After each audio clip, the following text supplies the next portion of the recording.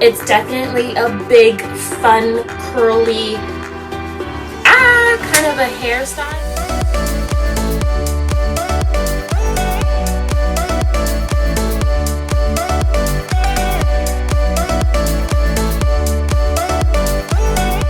This hair is super duper gorgeous. Oh my god, so pretty, super duper pretty.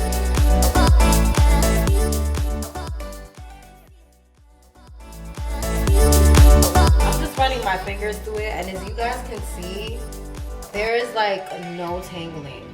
As you guys can see as well, you may want to cover your forehead, because this right here is just pretty much a closure. Really nice and easy to work with. This is really cute. I have never wet the hair like this and worn it like this, because I just personally really love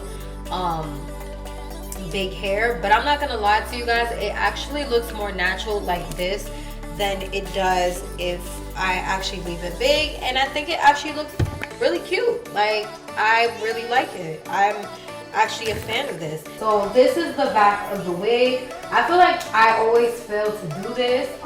Most of the time I do show you guys the back of the wigs, but maybe I just show it too fast. But this is just the back of the wig, so you can see the fullness.